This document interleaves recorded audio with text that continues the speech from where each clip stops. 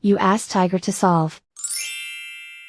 This deals with linear equations with one unknown. The final result is x equals -15. Let's solve it step by step. Group all constants on the right side of the equation. Subtract 1 from both sides. Simplify the arithmetic.